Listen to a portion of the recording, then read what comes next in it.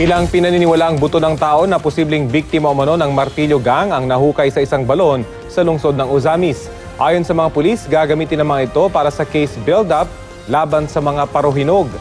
Balitang hatid ni Cedric Castillo.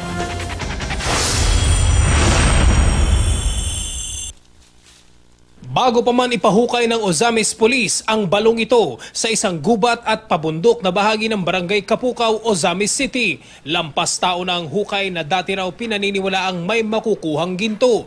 Minsan din daw kumalat sa lugar ang balitang may bangkay na itinapon at tinabunan doon.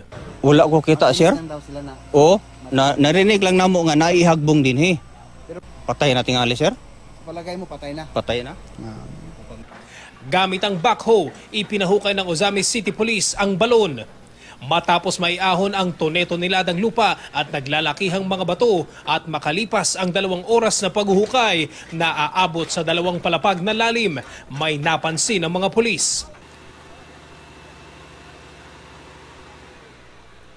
Dito na sunod-sunod na nakita na nakahalo sa basang lupa ang ilang pirasong sako, suklay, sinturon at mga buto.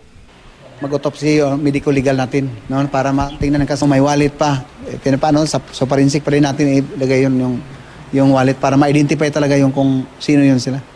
Mula sa sandaling yun, bawat hakot ng lupa, hinahalukay ng mga otoridad. Ilan pang mga gamit at nagkapira-pirasong buto ang natagpuan. Walang palatandaan kung kanino ang mga ito. Pero ang nahukay na nakabalumbong masking tape, panyong nakabuhol at lubid, isang bagay daw ang nais ipahiwatig. Tortured yung pagkagawa, no? Tinali, tapos may pa yung sa bibig. Hinala ng Ozamis City Police, may kinalaman ang notorious na martilyo gang sa pinaniniwalaang nahukay na mga labi. Ang leader ng armed robbery group galing daw sa angkan ng napatay sa madugong raid noong 1 linggo na si Mayor Reynaldo Paruhinog Sr. Sa kabila nito, aminado ang pulisya na wala pang sapat na ebidensya para idiin ang mga Paruhinog sa di umano'y organized crime na sangkot ang pamilya.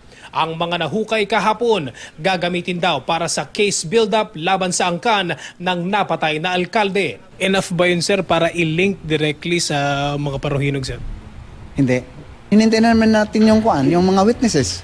Complainant. I-inform natin kung malaman natin kung sino sila.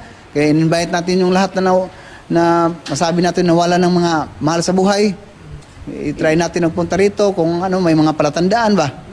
Dati nang pinabulaanan ng mga Paruhinog ang alegasyon ng di umano'y iligal na mga aktibidad ng pamilya.